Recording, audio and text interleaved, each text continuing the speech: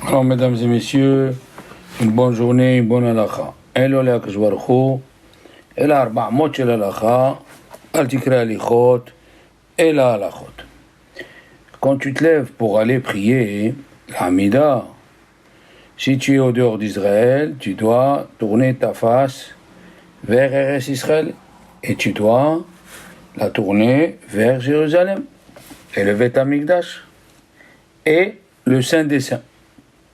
Et si tu es en Israël, tu tournes ta face vers Jérusalem et tu penses au Beth Amikdash et au Saint des Saints. Et si tu étais à Jérusalem, tu tournes ta face vers le Beth Amikdash. Bien sûr. Et si tu étais debout, au Kotel, tu penses, bien sûr, au Saint des Saints, bien sûr. Et celui qui ne peut pas penser, oui, il ne sait pas où il est, il n'a pas de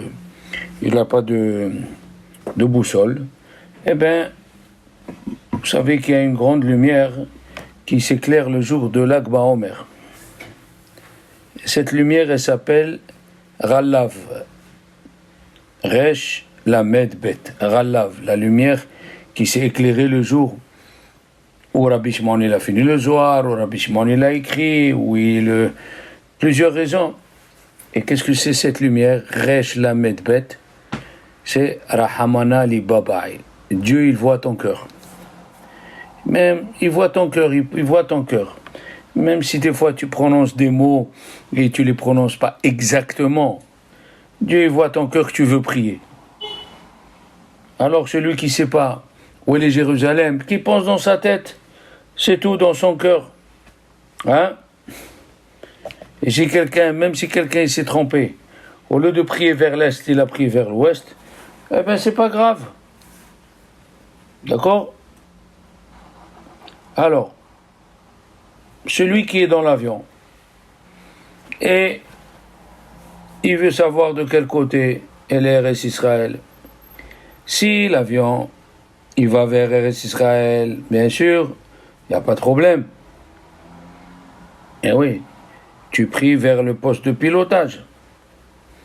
Quoique, vous savez, il existe maintenant des livres de prière à Jérusalem, et sur la première page, il y a une boussole.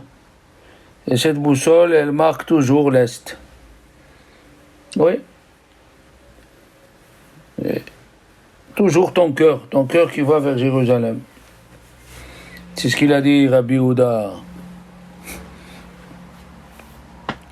Rabbi Yehuda, il a dit, le chanteur, il a dit, je suis à l'ouest, mais mon cœur, il est à l'est. Ani b'ma'arav, aval libi b'mizrah. Eh ouais.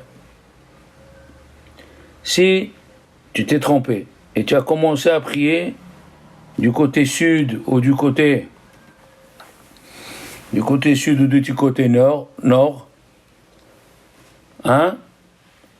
est-ce que tu vas changer de place? Non. Tu changes juste ta face du côté de l'est, ta figure. D'accord? Mais si tu as donné ton dos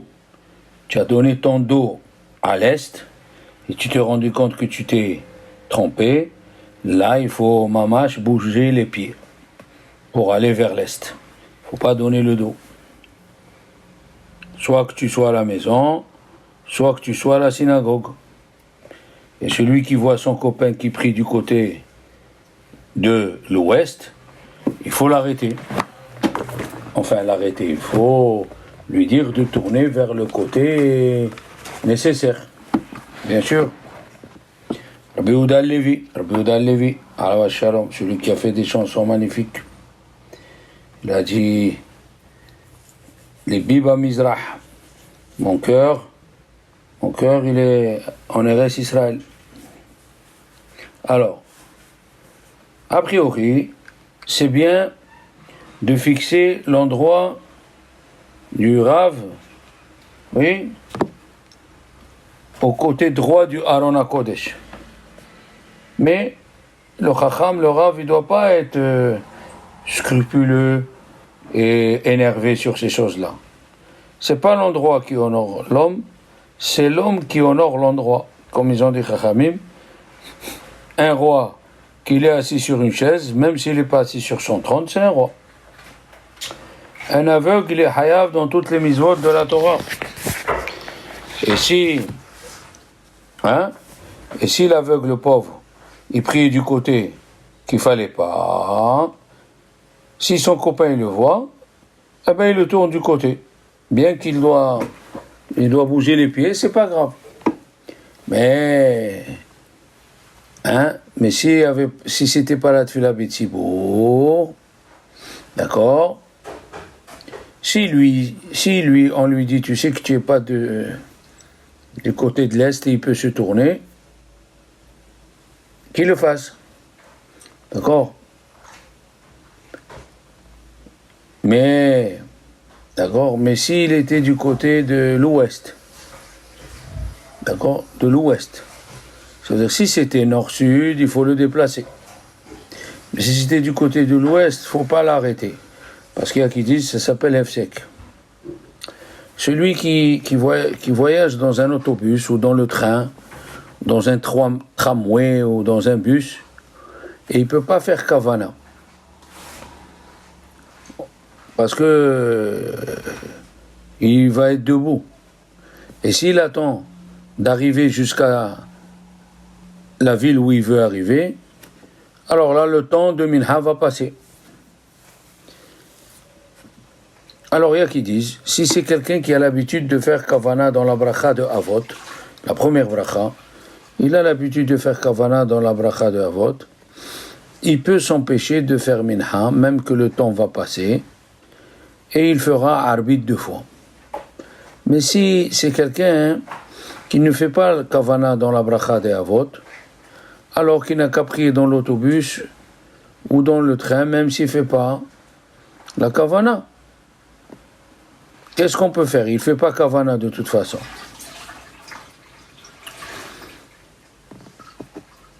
Et il y a qui dit, s'il a commencé avant, celui qui a commencé il a commencé à voyager avant le début de la prière. Eh bien, le pauvre Saint Onès, il ne peut pas faire Kavana, puisqu'il fait il ne peut pas faire Kavana dans la bracha de Avot, il fera 2 fois arbitre. D'accord?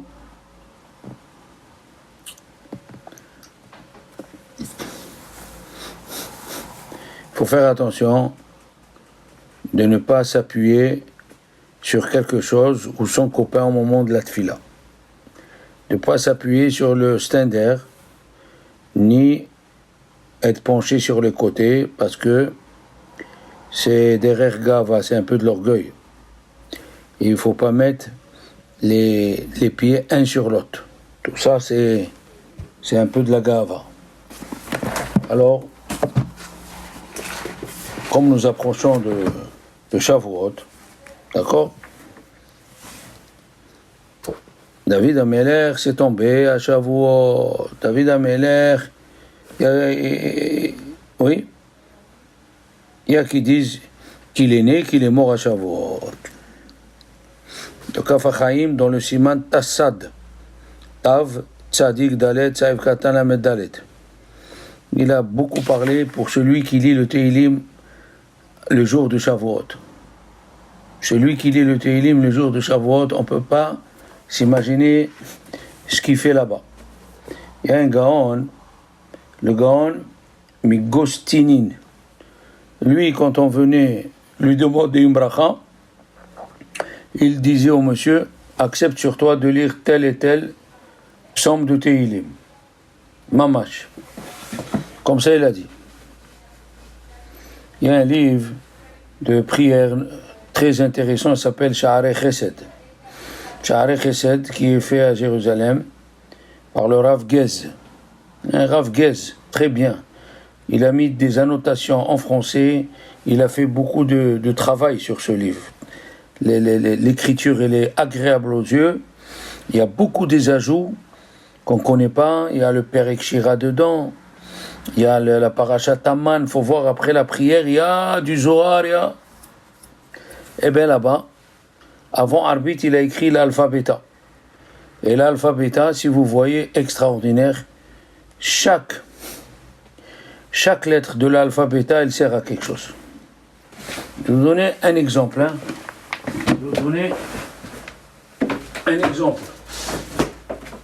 Avant Arbit, par exemple, il dit ceci.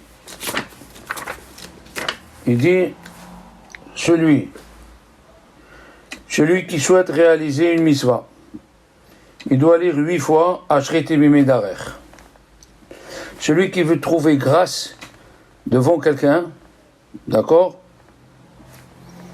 il doit dire 8 fois Bame Zakenahar et Torho. Celui qui souhaite s'exprimer en public, il doit dire 10 fois Gemol Alavdecha. Celui qui souhaite réussir dans toutes ses entreprises, il doit réciter 27 fois Davka le Afar Nafshi. C'est dans le psaume 119. Il est fait, chaque lettre elle a 8 pesukim. Celui qui désire extraire son mauvais penchant, il doit lire 9 fois Horeni Hashem Darkecha. Regardez le Tehillim. Celui qui doit passer en jugement, oui, il doit lire 6 fois avant Vivu Oni Hasadecha Hashem, et il doit dire 17 fois le nom de la femme, de la mère d'Avraham Avinu, Amtelai Bat Karnevo. Celui qui veut se protéger de mauvais présages, il doit réciter 18 fois le Zain, Zechor Davar le Avdecha. D'accord? Pour ne pas oublier son étude, il doit dire 18 fois Helki Hashem Amarti. Celui qui veut que sa prière soit agréée, il doit dire 9 fois Tov Asita Im Avdecha. Le Trumat Adeshen Maria, très grand tzaddik, il lisait dans le mois d'Elul, chaque jour, il lisait pendant 1 heure le Perek Kufyutet, celui qu'on est en train de dire. Celui qui souhaite guérir d'une maladie, il doit réciter 9 fois Yadecha Asuni. D'accord? Celui qui ne veut pas recevoir des conseils, des mauvais conseils, il doit dire 18 fois la lettre Kalta Litchuat Khanafshi, les 8 Pesukim. Celui qui souhaite sortir vainqueur d'un jugement, il doit dire 20 fois les Olam Hashem de Varchan Itzav Hashamaim avec les 8 Pesukim, bien sûr. Pour ouvrir son cœur, il doit écrire sur un œuf dur les noms suivants qui sont dans le livre, et après il récitera Ma'avti Toratecha. Celui qui cherche un remède pour les pertes de mémoire, il doit dire 7 fois Ner Lelagli de Varecha Ve'oltibati. Celui qui souhaite être sauvé de mauvais œil, il doit dire 11 fois Se'afim Saneti Vetoratcha Avti, les 8 Pesukim. Celui qui rend visite à un malade, il doit dire 18 fois Asiti Mishpat Vatzedek. Celui qui souhaite faire taire sur ceux qui lui veulent du mal, il doit dire 14 fois le Perek Pelaot Advotecha. D'accord? Pour que les gens te fassent confiance, tu dois dire 12 fois Tzadikata Hashem Ve'achar Mishpatecha. Celui qui souhaite que le Créateur écoute ses prières, 10 fois Karati Becholev Anene Hashem, les 8 Pesukim. Celui qui souhaite faire fuir ses ennemis, 12 fois, il doit dire la lettre Resh, Re'e Onive Haletzeni, les 8 Pesukim. Celui qui souhaite se réconcilier avec ses ennemis, il doit dire 12 fois Sarim Redafuni Hinam. Celui qui souhaite réussir dans toutes ses actions, il doit dire 29 fois Tikra Vrenati Lefanecha. On rendez compte un petit peu, ça c'est juste une partie. C'est une partie de Alpha Beta, bien sûr. Après, je vous dirai le reste, c'est très important. Le Tehillim, le jour où il est mort David Ameler, c'est le jour de Shavuot, bien sûr. le Pélé Yoetz, Rabbi Meir Papiresh, il a dit, on ne sait pas quel tikkun, quelle réparation, celui qui finit le Tehil une fois par semaine. Et celui qui a un problème ou une peine, et il lit Tehilim, s'il lit tout le Tehilim sans parler, avec attention, il a dit, c'est Badou Kumnou, c'est une chose vérifiée, que l'Éternel écoutera sa prière. Eh oui. Comme ça aussi, il a dit Rabbi Elimelech, il a dit que des fois, il y a une accusation sur une personne, même le tzaddik ne peut pas enlever cette accusation. Alors, il faut s'accrocher à un tzaddik qui s'appelle David Amelech. Quand tu lis les Tehilim, tu annules sur toi toutes les mauvaises condamnations. Le Rav Avigdor, il a dit que dans sa ville, il y avait un homme simple. À peine s'il savait expliquer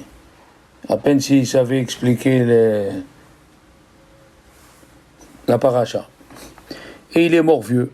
Et dans les 30 jours, il est venu chez le Rav de la ville. Et entre ses mains, il avait un petit livre. Il lui a dit, le Rav, c'est pas toi qu'on a enterré il n'y a pas longtemps. Il lui a dit oui.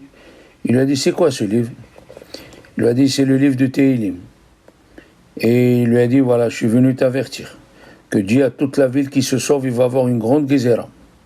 Parce que tout le temps que j'étais dans la ville, je finissais le livre de Tehilim tous les jours. Et parce que je finissais le livre de Tehilim tous les jours, Akadosh Baruch Hu, il n'envoyait pas des problèmes sur cette ville. Maintenant, je ne suis pas là, personne lit le Tehilim tous les jours. Avertis les gens de la Keïla, ils doivent se sauver. Le Rav, le lendemain, il a appelé les gens de sa Keïla, il les a avertis, voilà ce que j'ai rêvé, voilà ce qu'on m'a dit. Qu'est-ce qu'il a fait?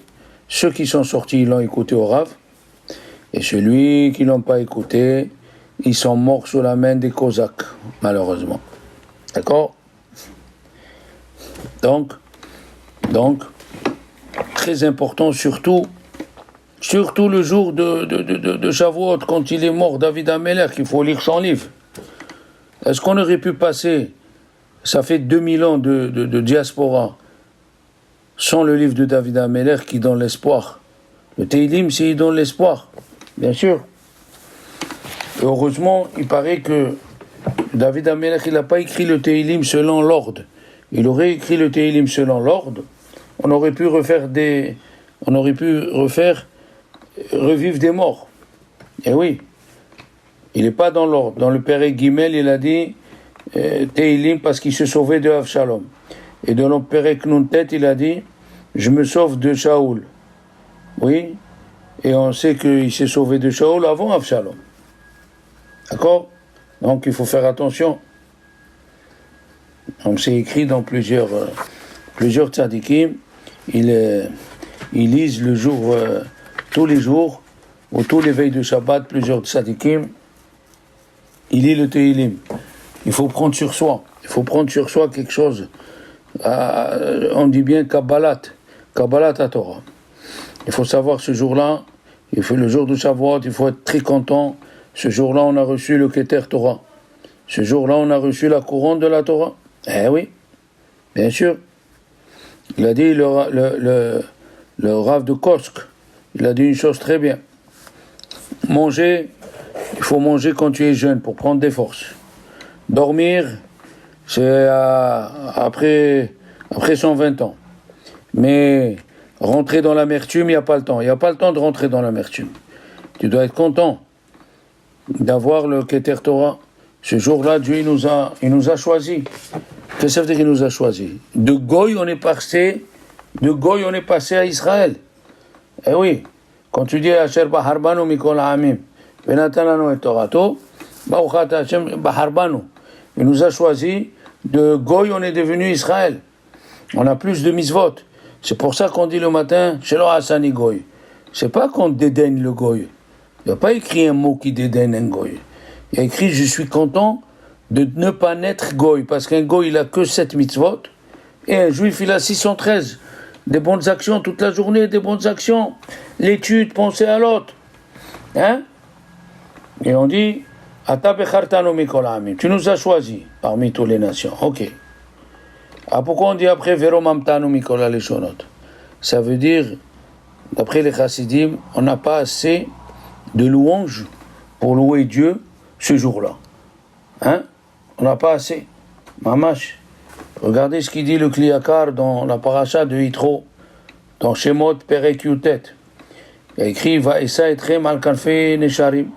Je vous ai levé sur des ailes d'aigle. Va avi etrem elai, et je vous ai amené vers moi. Il a dit, si c'était pas écrit, on n'aurait pas pu le dire. Il a dit ici, il a écrit 3 degrés, un plus grand que l'autre. Au début, c'est écrit, je vous ai levé sur des ailes les ailes d'aigle. Et ça en relation avec ce qui est écrit, qu'il a dit, mon cher Rabbeinu, comme il lève, la nourrice, elle lève le bébé. Dieu nous a pris comme ça. Après, la deuxième madriga, c'était un père. C'était un père. Oui. Et nous, les Juifs, on était Ben, un enfant. Après, c'est écrit, va avi et tremelai. Je vous ai amené à moi. Qu'est-ce que ça veut dire que je vous ai amené à moi? Vous êtes égaux avec moi. Qu'est-ce que ça veut dire que vous êtes égaux? C'est-à-dire, on peut décider contre Dieu. Les rabbanim d'ici, ils peuvent décider, ils disent à Dieu, non, ne tape pas celui-là, ne frappe pas celui-là, donne-lui ça. Ils lui enlèvent le midat adin. Il n'y a pas plus d'enlever la midat adin comme Shavuot. Puisque Mor Baravashi, il jeûnait toute l'année, sauf à Shavuot, parce que Shavuot, la Torah, elle enlève toutes les mauvaises choses. C'est écrit que celui qui étudie la Torah dans la Gemara de Brachot, Dafé, Kol alomet Torah, Yisurim bedilin miné. Les Yisurim, ils se sauvent de lui. Et le Ramban, il a amené dans la paracha de Haye Sarah, Perek Nundalet, il a dit Rabbi Shimon Bar Yochai, il a demandé à Rabbi Elazar, peut-être tu as écouté quelque chose. Qu'est-ce que ça veut dire Ba'atara? Rabbi Elazar Barbi aussi. Qu'est-ce que c'est Ba'atara chez Eiter Elohimo? La couronne que lui a mis sa mère. Oui. Ba'atara chez Eiter Elohimo. Biyom Hatunato ou Biyom Simhat Libo. Le jour où il s'est marié, on lui a mis une couronne. Ashelom Amelech. Ba'atara she'iter Elohimo, Biyom Hatunato ou Biyom Simhat Libo. C'est quoi Biyom Hatunato? C'est le jour de Matan Torah. Ah, ça revient Matan Torah, Biyom Hatunato, le mariage. On va rentrer en mariage. Dieu, c'est celui qui va nous donner les Kiddushin, qui sont l'étape de la loi. Et nous, on est la femme qui va recevoir. Il lui a dit, qu'est-ce que tu as entendu? Il lui a dit, un roi, il avait une fille unique. Et il l'aimait beaucoup. Au début, il lui disait ma fille. Et il a aimé tellement, après, il a appelé ma sœur. Il a aimé tellement qu'il a appelé sa mère. Israël. Il aime son peuple d'Israël. Il les a appelés au début ma fille, après il les a appelés ma sœur, après il les a appelés ma mère. Qu'est-ce que c'est ma mère? La mère, si elle donne un ordre à son fils, eh ben le fils il écoute. Aïe, aïe, aïe, aïe, aïe, ce soir-là, le jour de Shavuot, Mamash, on ne sait pas comment c'est extraordinaire. Comme ça il dit, le Shla Kadosh, Alva Shalom, le Shla Kadosh, il écrit dans Masechet Shavuot Perek, dans le Perek Ner Mitzvah Ot Yutet. Ce jour-là, Kadosh Baruch Hu, ce jour-là, Kadosh Baruch Hu, il nous donne la Torah, et ça s'appelle, on appelle les Bikurim. Qu'est-ce que c'est Bikurim? Les nouveaux fruits. Et la Torah, elle s'appelle Etz Haim, les nouveaux Chidushim. Eh oui. Et ces Neshamot qui montent chez Dieu, les nouvelles Neshamot, c'est quoi? C'est tous les dinim, tous les halachot que tu vas apprendre cette année, que tu as reçus au mont Sinaï, comme c'est écrit dans le Midrash Rabba Yitro Perek Kafhet Ot Vav. Qu'est-ce que c'est écrit? Que tous les prophètes et les Chachamim, ils ont reçu à Har Sinaï, ils ont reçu leur part. Eh oui. Pourquoi? Par exemple, c'est écrit que je vous ai levé sur les ailes de l'aigle. C'est quoi l'aigle? L'aigle, il dit Chachamim, il reçoit les flèches pour protéger. Eh ouais, l'aigle, il reçoit les flèches pour protéger ses petits-enfants. C'est pas joli ça? C'est fantastique. L'aigle, il s'appelle Nesher. C'est quoi Nesher? Il perd ses plumes et il se renouvelle. Même si tu es tombé plusieurs fois, tu es tombé, tu es remonté, tu es tombé, tu es remonté. Comme il dit le Baal HaTanya, peut-être tu es né pour ça. Tu es né pour te lever le matin et tomber l'après-midi. Jusqu'au jour où Akadosh Baruch Hu, il va te donner à être, tu vas monter tout le temps. Ces jours-là, il a dit, le Avnei Nezer Misochatchov, c'est les jours de labourer. Tu vas labourer pendant toute l'année, tu vas récolter ce que tu as reçu à Shavuot. Le Rabbi Meir, mi Amshinov, il a rencontré un élève à lui, il lui a dit, ne sois pas un idiot.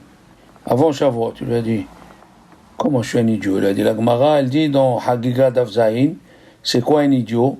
C'est celui qui jette et qui perd ce qu'on lui a donné. Il a dit, attention, ce soir-là, on va te donner de quoi t'élever. Tu vas t'élever, tu vas étudier, tu vas dormir, tu vas tomber. Aïe, aïe, aïe, aïe, aïe. Il va dire, ah, puisqu'il aime la Torah, je vais lui donner. Alors, chers amis, à nous de se préparer, encore une fois, pour cette merveilleuse fête, de se lever, de comprendre qu'est-ce qui est devant nous. En attendant, une bonne journée, B'Zallah.